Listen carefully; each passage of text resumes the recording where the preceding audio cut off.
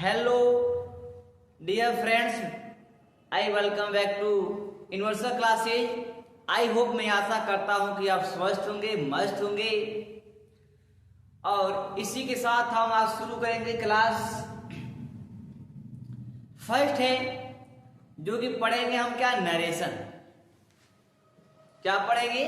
Narration. इस narration के बारे में हम जानेंगे कि नरेशन कितने प्रकार के होते हैं, क्या होता है इसकी मीन्स। बहुत से लोग नरेशन को डायरेक्ट इनडायरेक्ट कहते हैं और बहुत से लोग नरेशन को कथन कहते हैं। जो भी कुछ है उसको हम जानेंगे, पढ़ेंगे। तो शुरू करते हैं। आप लोग सामने देखिए क्या है, नरेशन है। ये नरेशन हमारा क्लास 9, 10th, 11th और 12th वालों के लिए क्या है, मोस्ट इंपोर्टेंट टॉपिक है। कहीं ना कहीं हमारे क्या है, बोर्ड एग्जाम की दृष्टि से बहुत ही इसमें 2 नंबर आता है भी, आपका पढ़ना जरूरी होता है। और नंबर के नहीं पढ़े तो कम से कम इसको हम नॉलेज की तो पढ़ना जरूरी है। ठीक है, बहुत इंटरेस्टिंग टॉपिक है, आपको पढ़ने में बहुत मजा आता है। तो इसको आइए देखते हैं। कह रहा है क्या कि नरेशन, और नरेशन मीन्स आप लोग जानते होंगे होता क्या है।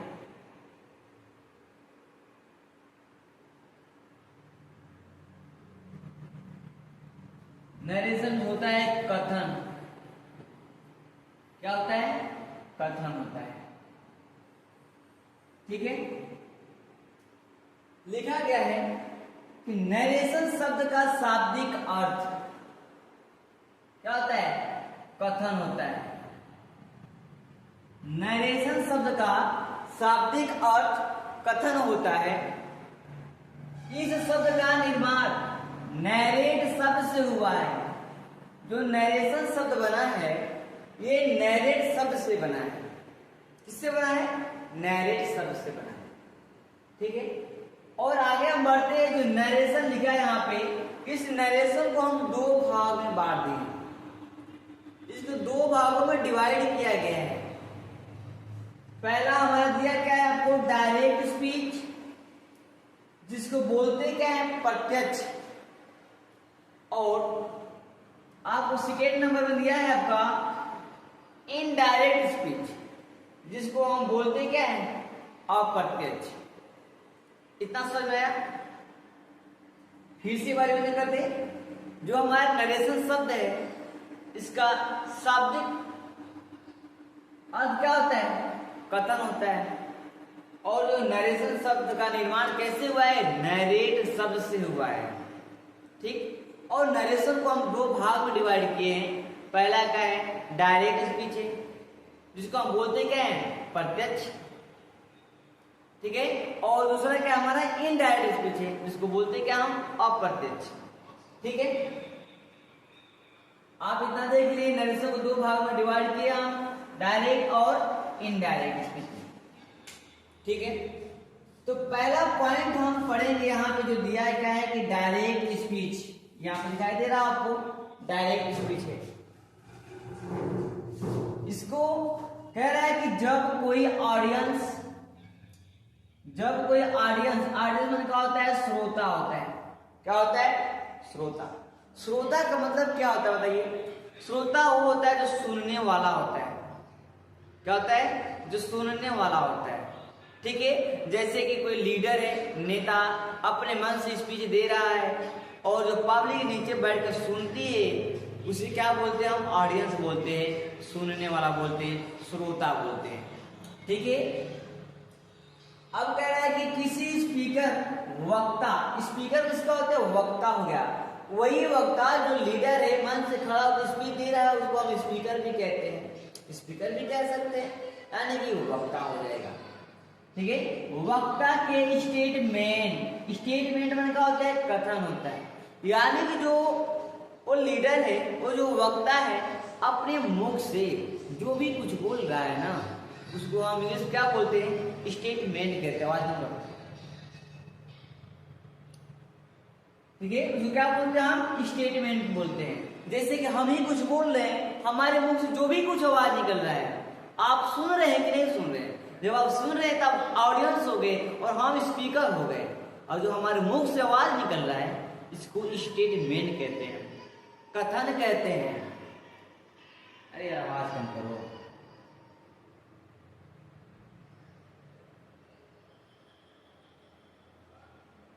हो गया। अब देखिए क्या कह रहे हैं, स्पीकर आप समझे, स्टेटमेंट समझे, ठीक है। कह रहा तो वो डायरेक्ट स्पीच कहलाता है। क्या कहलाता है? वो डायरेक्ट स्पीच कहलाता है। और इस स्पीच, और क्या कह रहे हैं, इस स्पीच एंड स्पीकर, वक्ता की स्टेटमेंट, कथन को इन्वर्टेड कॉमा के भीतर रखा जाता है, ठीक है। यानी कि मान लीजिए हम क्या है, इस समय हम क्या है, स्पीकर काम कर रहे हैं, हम वक्ता हैं और आप लोग पढ़ रहे होंगे।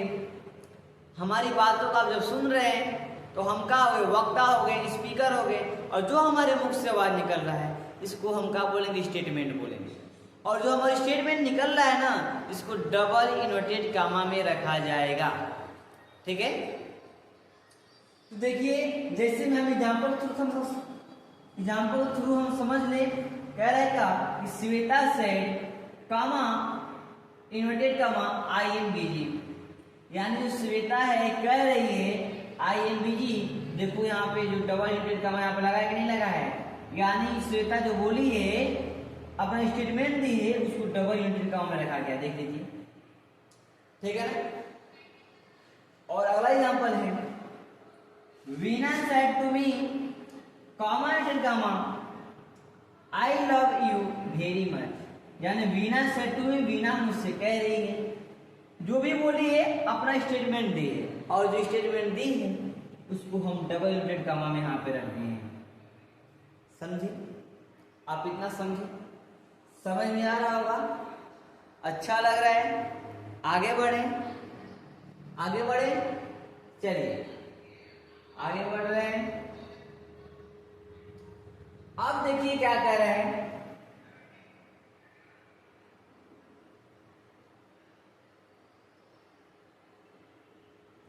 अब हमारा पॉइंट नंबर 2 आ गया। उसमें हम पढ़े क्या, डायरेक्ट स्पीच। अब हम पढ़ेंगे इनडायरेक्ट स्पीच, इनके बारे में जानेंगे कि ये क्या कह रहा है, ठीक है।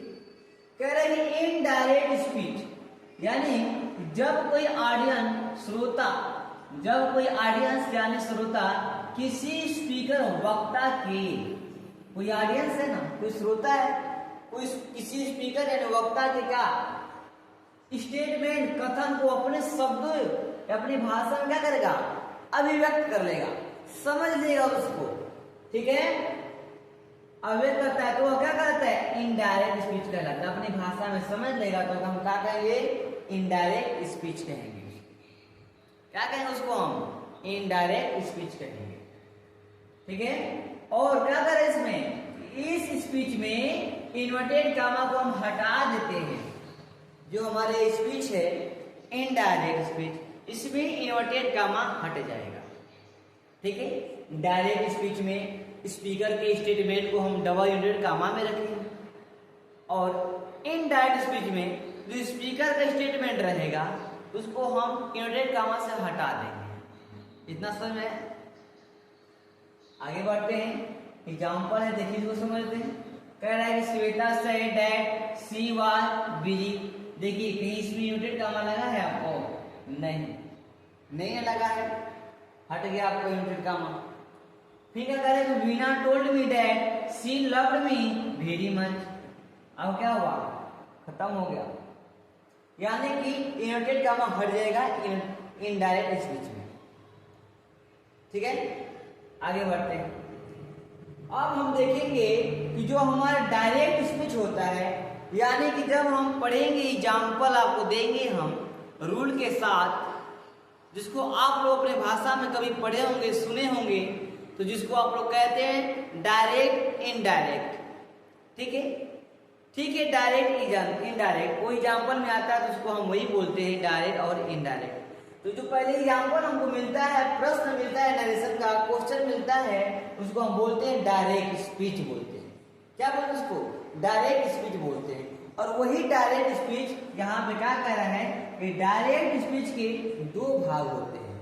जो हमको मिलेगा क्वेश्चन जिसको हम बोलते हैं डायरेक्ट, ठीक है ना, वो इसमें देखिए दो भाग में रहते हैं। एग्जाम्पल देखिए यहाँ पे दिया है आपका डायरेक्ट, ये क्या है, ये आपको एग्जाम्पल दिखाई दे रहा है यहाँ से यहाँ तक ना, कह रहा है कि he said comma inverted comma I am hungry, ये आपका डायरेक्ट भाग है, यानी इसको हम इनडायरेक्ट में चेंज करेंगे।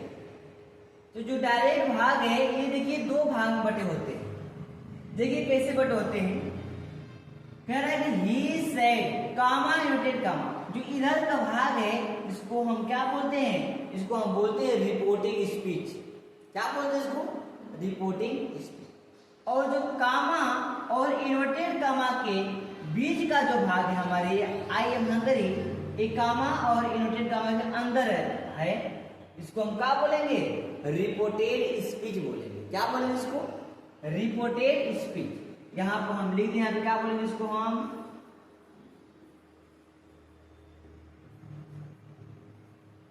रिपोर्टिंग स्पीच, इसको हम क्या बोलेंगे, रिपोर्टेड स्पीच बोलेंगे इसको, ठीक है ना। यानी कि फिर से आपको बता दें, जब भी आपको क्वेश्चन मिलेगा, जब भी आपको क्वेश्चन मिलेगा नरेशन का डायरेक्ट भाग मिलेगा, ठीक है, वो दो भाग बटे होते हैं। पहला क्या होता है रिपोर्टिंग स्पीच। तो हम कैसे पकड़े कहां से हमारा रिपोर्टिंग स्पीच होता है, जब कामा और इन्वर्टेड कामा के जो बाहर रहेगा उसको हम बोलेंगे रिपोर्टेड स्पीच, और जो कामा इन्वर्टेड कामा के अंदर रहेगा उसको हम बोलेंगे रिपोर्टिंग स्पीच। इतना समझे। अगर हमारी क्लास अच्छी लग रही होगी आप उसे लाइक करिएगा, कमेंट करिएगा और सब्सक्राइब करना ना भूलिएगा, ठीक है। तो आगे बढ़ते हैं, आगे बढ़े। देखिए कह रहे क्या, अब जो हम आपको बताए हैं कि डायरेक्ट भाग को जो डायरेक्ट होता है डायरेक्ट स्पीच, उसको दो भाग में डिवाइड करते हैं, यही हम बोले हैं ना। तो देखिए जब दो भाग में डिवाइड करते हैं उसमें हम पहला बोले हैं कि जो पहला है कामा इंटर कामा के बाहर है उसको हम बोलेंगे रिपोर्टिंग स्पीच, और जो कामा इंटर कामा का जो अंदर का भाग उसको हम क्या बोलेंगे, रिपोर्टेड स्पीच। तो दो भाग हो गया। दोनों भाग में से हमको एक भाग पढ़ना जरूरी है, पहले जानेंगे। और पहले कौन से भाग को पढ़ेंगे, रिपोर्टिंग स्पीच। क्या पढ़ेंगे हम, रिपोर्टिंग स्पीच, इसके बारे में जान लेंगे। पढ़े चलिए। कह रहा है कि डायरेक्ट स्पीच का वह भाग, डायरेक्ट स्पीच का वह भाग यानी जो क्वेश्चन मिलेगा हमको उसके बारे में कह रहे हैं कि डायरेक्ट स्पीच का वह भाग जो इन्वर्टेड कामा के बाहर रहता है। अब ये पीछे बता रहे हैं आपको, कई बार बोले हैं पीछे, वही बात कह रहा है कि इन्वर्टेड कामा के बाहर रहता है, रिपोर्टिंग स्पीच कहलाता है।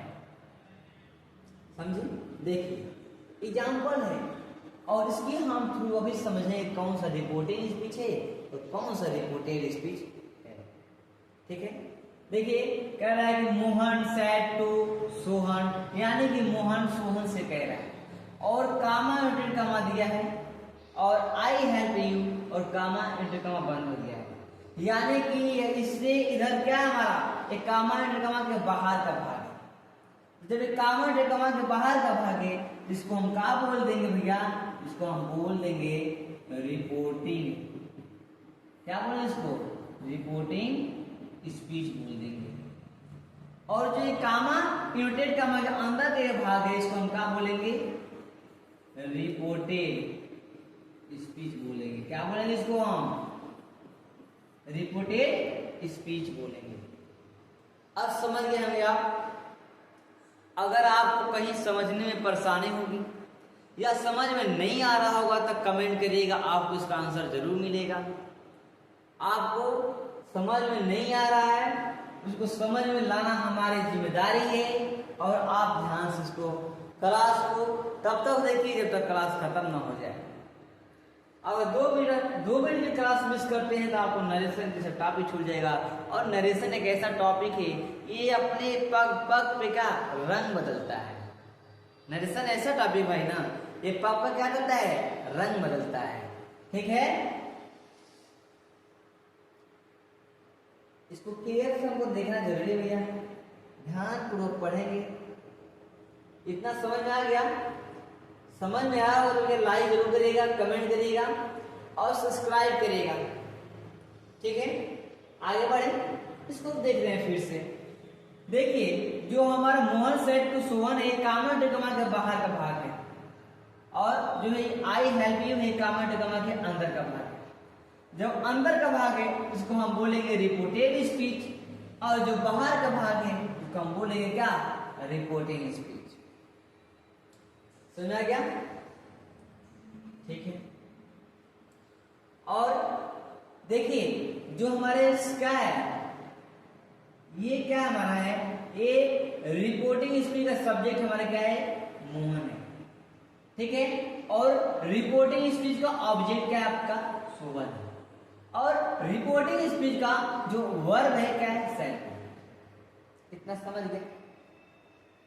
और आगे अब यहाँ पे दिया है रिपोर्टेड स्पीच, और इसका जो सब्जेक्ट क्या है यहाँ पे, आई है। समझे? आगे बढ़े, अब पॉइंट नंबर 2 पढ़ेंगे इसी में, जो हमारे बोले हैं कि डायरेक्ट स्पीच को 2 भाग में डिवाइड करते हैं। बोले ना कि डायरेक्ट स्पीच को 2 भाग में डिवाइड करते हैं। पहला हम पढ़े उसमें से क्या, कि रिपोर्टिंग स्पीच, और दूसरा हम अब पढ़ेंगे क्या, रिपोर्टेड स्पीच। क्या पढ़ेंगे इसको हम, रिपोर्टेड स्पीच पढ़ेंगे।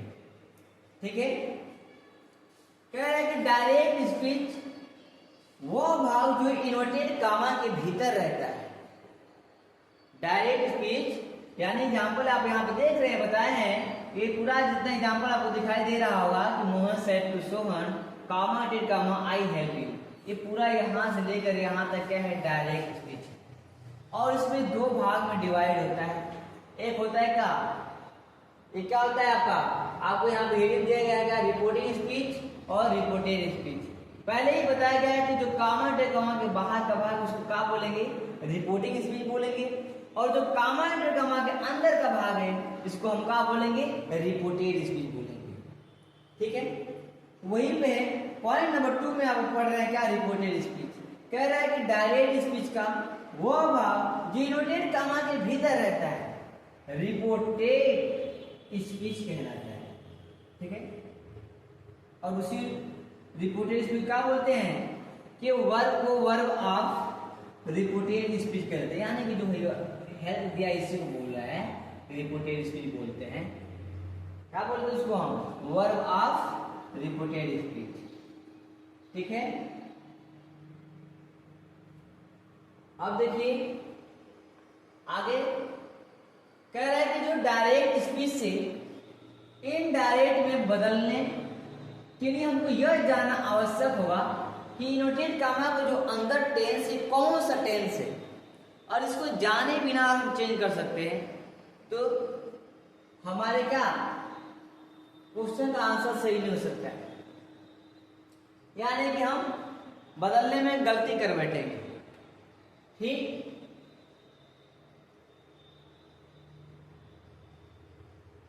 उसको हम जब भी डायरेक्ट स्पीच का हमको एग्जाम्पल मिलेगा, क्वेश्चन मिलेगा, तो सबसे पहले हम क्या है, कामा इंटर कामा के जो बाहर का भाग है उसको चेंज करेंगे, और जो कामा इंटर कामा का अंदर का भाग है जिसको बोलते हैं रिपोर्टेड स्पीच, उसको हम देखेंगे ये कौन से टेंस में है, उसको हम मिलाएंगे, उसके बाद तो हम उसको चेंज करेंगे।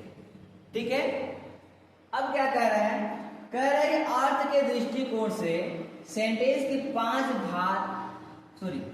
भेद होते हैं। क्या होते हैं, 5 भेद होते हैं। जो नरेशन होता है ये हमारे 5 प्रकार के होते हैं। ठीक है, पहला आपको यहाँ पे दिया है क्या, पहला आपको दिया है असर्टिव सेंटेंस, जिसको क्या बोलते हैं, कथनात्मक वाक्य कहते हैं। और पॉइंट नंबर 2 पे दिया है कि इंट्रोगेटिव सेंटेंस, जो क्या है, प्रश्न बोधक वाक्य।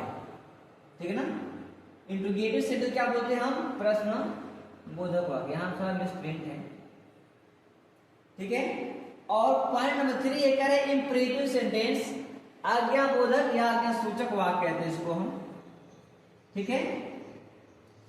और पॉइंट नंबर 4 ऑप्टेटिव सेंटेंस इच्छा बोधक वाक्य है।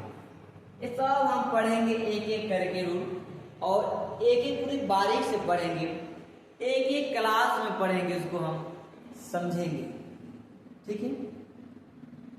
और हमारा क्या है लास्ट है पॉइंट नंबर 5 एक्सक्लेमेटरी सेंटेंस विस्मयादि बोधक वाक्य। तो हमारे नरेशन के 5 प्रकार यही है। अब 5 प्रकार को आपको हम बताएं, सामने लिखा गया है, ऊपर पीछे से बताते आए हैं। अभी हमारे क्या है पहला क्लास है नरेशन का, अब जल्दी इसका हम क्या है क्लास नंबर 2 लेकर के आएंगे, ठीक है। और हमारे क्लास के साथ आप बने रहेगा। तब तक के लिए धन्यवाद।